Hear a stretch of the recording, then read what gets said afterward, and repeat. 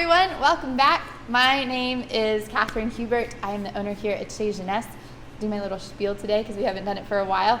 But we are a French-inspired restaurant in the heart of downtown Greensboro, North Carolina. We serve French-inspired food.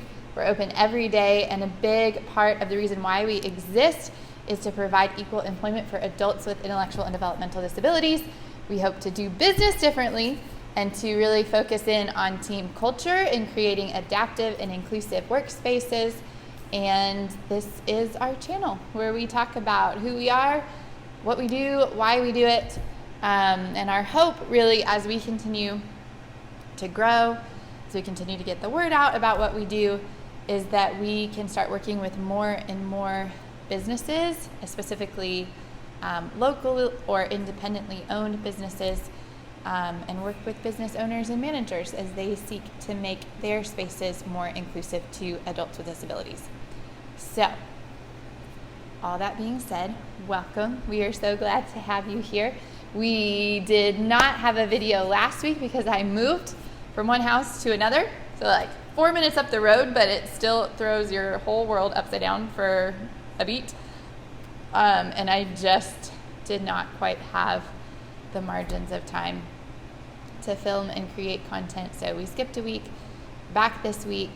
And initially I had actually planned a different topic for this video, but we had some great feedback and comments on our last video, which will be linked over here, talking about the danger of disability euphemisms. And a point that was brought up is that some people who have disabilities prefer to use some of the euphemisms that I described in regards to describing themselves. So what do you do when that is the case? And just on a more general and broad term, how do you talk to someone with a disability about their disability? That can feel taboo sometimes, I think, in culture. It can sometimes make us feel uncomfortable, or we don't know what to say, or we don't know how to say it, and so we just avoid talking about it altogether. And so we want to provide a few tools and maybe building blocks that you can use if you're trying to navigate that. And then also just acknowledge that there is a lot of nuance within the conversations and the content that we are providing here. There's also a lot of research and learning that we are still doing. We don't want to we don't want the wealth and sheer volume of information that's out there, and the fact that we haven't touched all of it yet, to keep us from having these conversations and from actually making change and moving forward. But we do want to acknowledge that we don't know everything, and that we are still learning as we go, and that sometimes that's messy, and that there are a lot of different layers and nuance to the conversations that we're having. And so not every video is going to have complete information. It's not everything in its entirety. We are giving you a little snapshot or a glimpse or something to hold on to and to dig deeper into. But that being said, my policy and our policy here as a team is to respect and honor the human first. So disability or not, the goal is to see the person that's standing in front of you, to respect them as another human being, and when given the opportunities, to take time to get to know them as an individual and as a whole person and a whole human, and to make space for all of who they are and their entire personhood. In terms of disability focus, and in terms of talking about disabled humans, wanting to acknowledge that how a person chooses to disclose their disability and how they choose or want to talk about it is up to them. That's their own choice. That's their own personal preference. So I can say, hey, these are some general rules of thumb, or some things that we have learned, some terms to avoid, some ways to talk about disability. But if you meet someone with a disability and they are not in line with some of the things that you are hearing or receiving from me in these videos, please listen to them. First, it's their life, it's their lived experience. The way that they choose to relate to, talk about, engage with their disability, and the way that they want to do that within the world may look different, and that's absolutely fine. And so I don't ever want the information that I am giving to override the foundation of seeing, respecting, or honoring the human that is in front of you. That always should come first.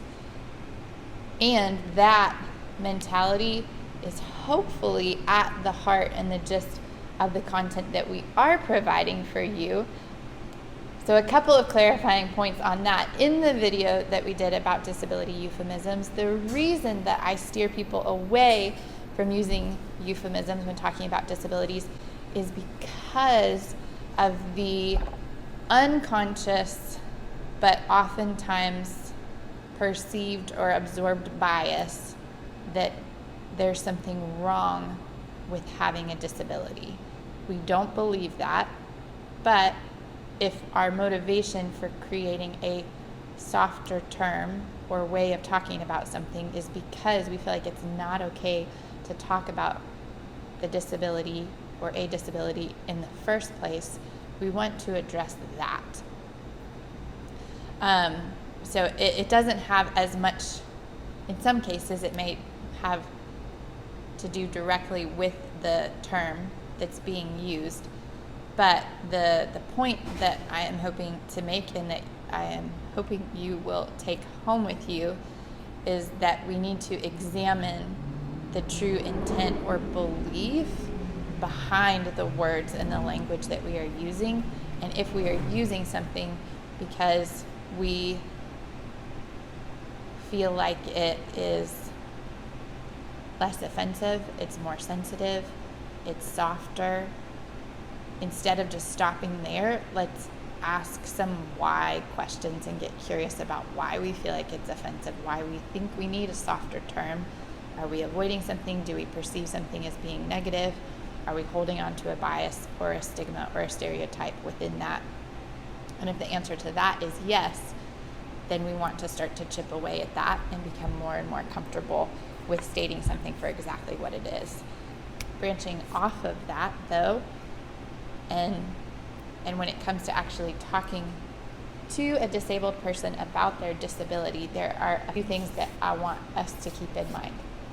Number one is that it is the person with the disability's right and choice to decide whether or not they want to disclose or talk about their disability. There's nuance to that as well, right? Like some disabilities are more visible than others. Some physical disabilities, disclosure may not always be as much of an option as some more invisible disabilities. It's still up to that person to talk about it and to give as much or as little information to another person as they wish to. So keep that in mind. You do not need, if you are a non-disabled human seeking to have a conversation about disability with a person who has a disability, let them be the one to open that door first, especially if you're not sure that the person has a disability. This specifically applies to ones that are more invisible. So, let the person with the disability be the one to disclose. They get to do that on their own time, when they want to, and as much or as little as they want to. Once that door is open, that gives you some room to enter into conversation and to ask some clarifying questions. But there are respectful and honoring ways to do that, and so I want to give just a little bit of coaching in that area. For me personally, if someone has disclosed to me that they have a disability, sometimes that is stated right up front. This has happened in our employment process where someone discloses and says, I don't want this to be information that's shared outside of this space. It's like, absolutely, that's fine. Like that's your choice. That is up to you. We can talk about it if you want to. We don't have to talk about it anymore. And I won't talk about it with anybody else. So sometimes in the process of disclosure, someone may be very upfront and honest about what their boundaries are. On the flip side of that, someone may say, this is my disability and I love talking about it. I love sharing what my life is like, what my experience is like. I'm passionate about advocacy. I want to be involved in conversations. And then they have already kind of told you like exactly what they're comfortable talking about. And that's great. You can step into that and enjoy getting to know that person and hearing more about their experience. If it feels ambiguous and it's somewhere in between, which you may run into more than like a stark boundary or a wide open, let's talk about it, then asking some of those follow-up or clarifying questions can be really helpful. Like, do you like talking about your disability? Would you like to talk about your disability and what that is like for you with me?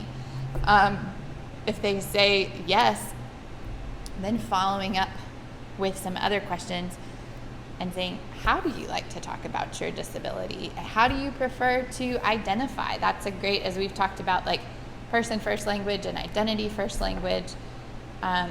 Asking someone, how do you like to refer to your disability? How do you feel? What makes you feel most comfortable in talking about your disability? If they start sharing their experiences, saying, you know, what's that been like for you? And getting to hear their perspective and their experience from their own mouth. Let them use their voice, give space for what that looks like, what that feels like for them, for you. And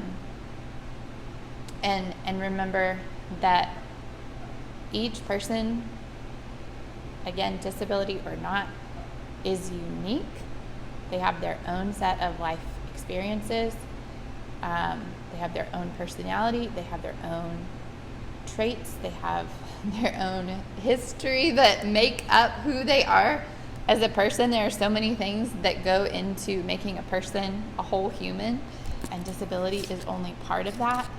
And so remembering that, not just getting fixated on one thing or seeing that as everything or dismissing it as not important, and being willing to just hold it as part of who the person is and really get to know a human for who they are and be excited about that. It's an honor always when another human invites us into their life and into their inside world. So remember that it's a gift. It's not something that we are owed, and there can be a lot of joy and celebration in just getting to hear and be part of someone else's heart, brain, life, story. So we encourage you to always do that with a posture of openness and celebration. So that's it for today. We encourage talking about disabilities in open and neutral ways. Always defer to the person with the disability about how they prefer to talk about their own disability, what language they prefer to use, how they prefer to identify. It's an important part of respecting and honoring who they are. And just know that everybody's different. Everybody's different. And that's the fun and the beauty. It's not something that we have to be afraid of or overwhelmed by. We can rejoice in the differences. This world would be a very boring place if we were all the same. I hope that's helpful. I hope that provides a little bit more context and clarity. As always, if you have questions or thoughts, please put them in the comments below. It's such Sorry, I'm rustling I ate some fruit snacks right before this. It's always fun to get to engage in these conversations, and it's something that I'm grateful for. As small as our platform is right now, and sometimes I can get like bogged down in numbers, it still is so exciting to see that out of the people that are following us, like we do have people that are all over, and so we're getting to have conversations and engage with people that aren't just right here in our neighborhood, and I'm so grateful for that. So thank you for being part of our lives, of our community, for listening in, and for joining and linking arms in this important work of advocacy.